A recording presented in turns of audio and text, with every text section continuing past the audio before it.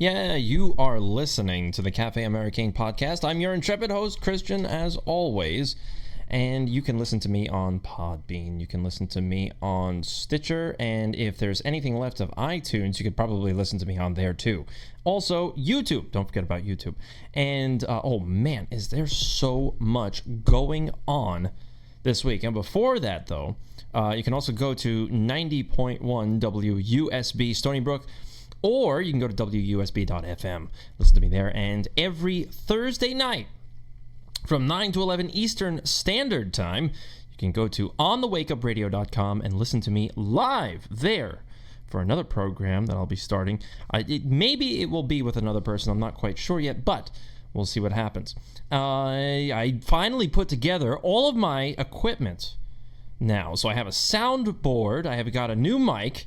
I've got a pop guard so I don't pop peas.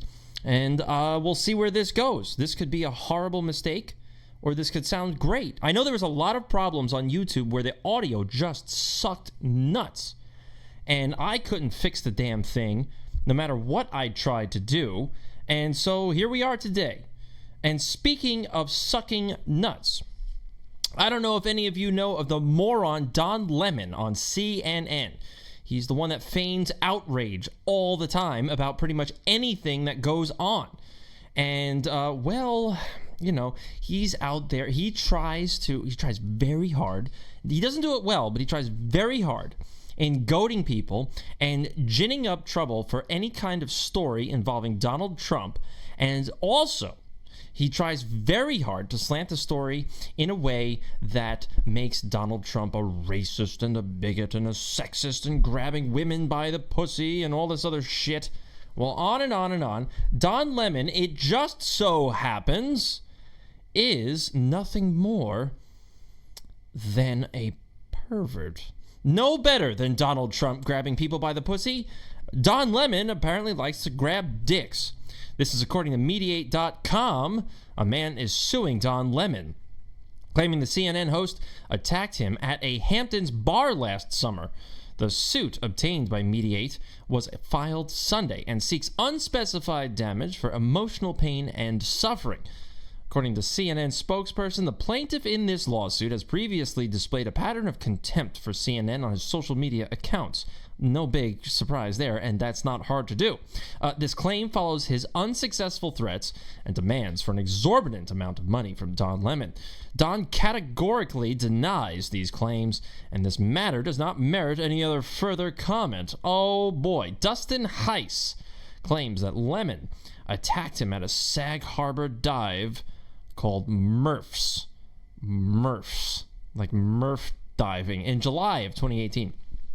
Apparently, Heiss tried to get Mr. Lemon's attention and offered to buy Mr. Lemon a drink. The CNN host declined, and he was just trying to have a good time, more than likely doing drugs if he's out in the Hamptons. Mr. Lemon, who was wearing a pair of shorts, sandals, and a t-shirt, put his hand down the front of his shorts and vigorously rubbed his genitalia, removed his hand, and shoved his index and middle finger in the plaintiff's mustache and under the plaintiff's nose. Do you like pussy or dick? Mr. Heiss left the bar shocked and humiliated. Oh my God. Well, not for nothing. If this is true, Don Lemon has a sense of humor. If it's not true, then, you know, this is a good story. However, also if it's true, Don Lemon is a piece of shit and a hypocritical, pious, pigeon gut-sucking worm that should just shut up. He's no better than anybody else. Could you imagine if a Republican, if Donald Trump went up to somebody and and shoved his hand down his pants and said, "Do you like dick or pussy?" and then rubbed his finger in your mustache? Well, first off, who the hell wears a mustache these days anyway? And second off, if he did rub it in your mustache, you'd probably have to shave that thing off because all the fromunda cheese is probably going to just absorb into the fibers of the hairs. You couldn't have that. And by the way,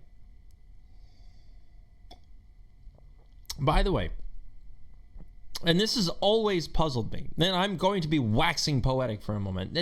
The idea of toilet paper and a bidet. This has always puzzled me for as long as I can remember. Because think about this. So picture ZZ Top. You know, the older gents with the huge, enormous bouts of facial hair that goes down to their navel.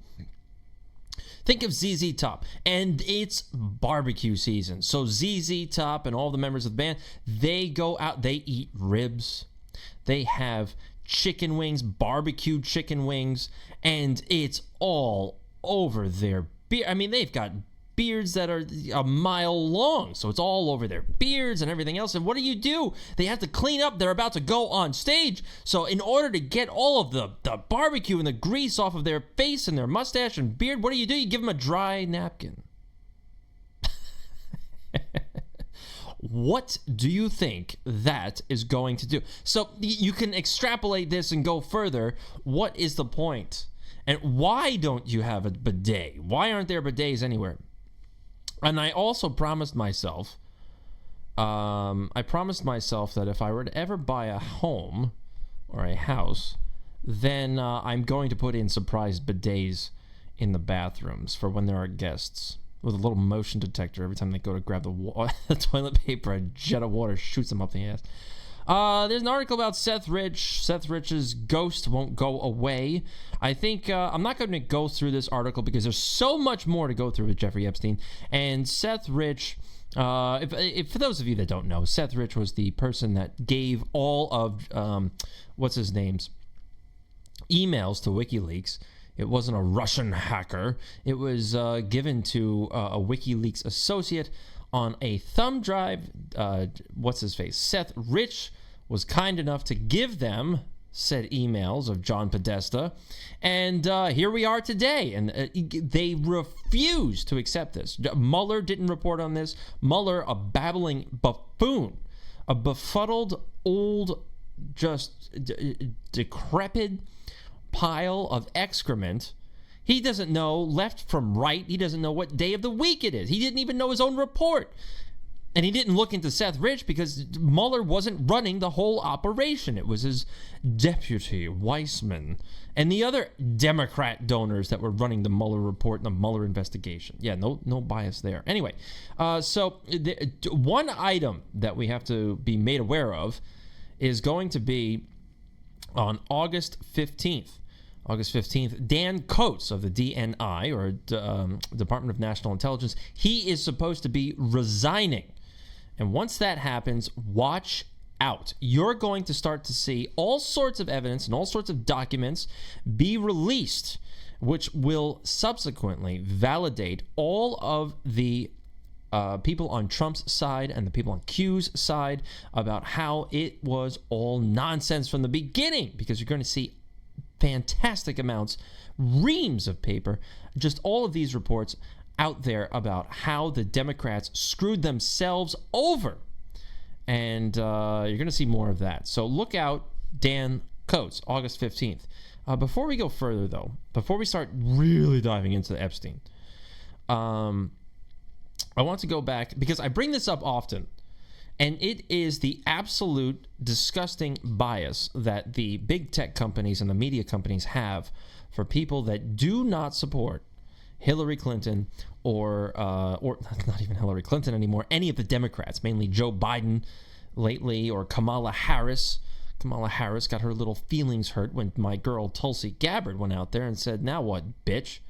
and really showed her who's boss by bringing up the horrible fact that Miss Gabbard loved to incarcerate a lot of people just dealing pot. And a lot of those people happen to be minorities, even though she's up there claiming, "Oh my God, I am the minority's voice." You're not so much of a minority's voice if you're hanging out in the Hamptons sucking dick for Hillary Clinton's money and her and going over to their houses for all of her former donors and going over there for all the money. See, so excuse me while I stutter a little bit. This whole setup is so new, and I sound so different in the headphones. I don't know if I sound any better actually out there when this is going to be posted, but it sounds incredibly different, and I'm not used to it yet, so I just have to learn how to ignore it. And there's just so much more going on. There's wires, pop guards, new microphone. I mean, it's just a lot going on. Anyway, I talk about the bias in big tech and also the bias in media itself. So the bias that's been going on for a long time. This goes to ABC and CBS and NBC, all of those morning talk shows, especially Meet the Press now. Ever since Tim Russert died from Meet the Press, that show has gone down the tubes. Who do you have on there right now? Who's that? Schmuck Todd. Schmuck Todd is this sanctimonious hypocrite. He's this cowering, spineless, gutless weasel, and he always tries to instigate. That is the biggest thing out there. That's the biggest game going. All of these media people try to instigate. If you look at their articles and if you read their articles and listen to how they talk to people, it's always, well, what do you mean by that? And they always play the devil's advocate. No matter what the article is about, no matter what the issue is, it's always the devil's advocate. It's always trying to make Trump look bad. It's never actually truthful. It's always trying to lure somebody into a trap and trying to get them to explain exactly what they mean and slant and edit the full quote so that it looks even more ridiculous. So this is according to SarahACarter.com. There was a whistleblower that went to Capitoline Hill, and he is blowing the whistle on none other than Google. This is big stuff because this validates everything that the Republicans, Trump, the Q folks have been saying for a very, very long time. I've been talking about this for years, about how there's a bias out there, especially when Donald Trump was running for president, especially when he was in the primaries. The other day, it's funny, I was listening to a couple of old clips from the primaries when Trump was running against people, and everybody, they all loved Trump. They loved Trump because he was out there shitting on everybody. He was calling everybody to task, and all the Democrats, they loved him. Everything he said, oh, this guy's great. And then when he beats Hillary Clinton, different story. Then he's a racist and a bigot, and he's clearly Putin's puppet. And no, it's bullshit. Back to the story that I didn't even start yet. This is on SarahACarter.com. A former Google insider claiming the company created algorithms to hide its political bias within AI platforms, in effect targeting particular words, phrases, and context to promote, alter, reference, or manipulate perceptions of internet content, delivered, get this, roughly 950 pages of documents to the Department of Justice's Antitrust Division on Friday. This isn't too far off. This was a couple of days ago. The former Google insider, who has already spoken in to the nonprofit organization Project Veritas, met with SarahACarter.com on several occasions last week. He was interviewed in silhouette to conceal his identity in the group's latest film. They didn't know how to write this article properly, which they say exposes bias inside the social media platform. Could you imagine if a social media giant decided to manipulate its results across its platform to promote Republicans over Democrats? Could you imagine all of the outrage from all the snowflakes? Oh my God, more bigotry, more racism. How dare the neo-Nazis infiltrate social media? No, this was happening all the time. And I can guarantee you that the only reason why this is coming to light is because of Donald Trump. If Donald Trump was not president, if Donald Trump wasn't the winner of the election of 2016 without Russian help, if he was the only reason why this is coming out now is because Donald Trump was an outsider, and people are starting to realize that. They're starting to realize it, and they're starting to realize that these trusted media havens aren't to be trusted any longer, because they are just as manipulative and biased as everybody else. And you can't trust them, because the Democrats are just as bad as the Republicans. But nobody wants to believe that, because, the Democrats, they're truly concerned about all of the minorities and all of the ordinary folks out there. No, they're not. They're concerned about power. If they were concerned about peace and they were anti-war, then you'd have Tulsi Gabbard be the nominee. But you're not going to have that. You're going to have some moron like Kamala Harris or some befuddling old fool like Joe Biden be the nominee. And if Joe Biden is the nominee, by the way, there is no way the Democrats are going to win. There's no way. Who are you going to put up there? Is there another person that hasn't been presented that is going to be put up on the Democrat ticket? I mean, it could be Michelle Obama. I'm sorry, Barack and I, we confuse Michelle and Michael quite often. It could be her. There's even rumors of Hillary Clinton running yet again. But I don't see how Hillary Clinton could do that, being that Epstein is now dead. We'll leave that there hanging. So, the inside, and by the way, the Project Veritas is supposed to come out on a Wednesday. So that would be it's supposed to come out on Wednesday. So we'll have to wait to hear more about this. But it should be interesting. He told a reporter, the insider from Google told a reporter, "I honestly think that a free market can fix this issue of manipulating voters, colluding with the Democrats. The issue is that the free market has been distorted, and what's happened is that the distortion is so grotesque and the engineering is so repulsive. All we need to do is just expose what's going on. People can hear that it is bad, but they can be biased.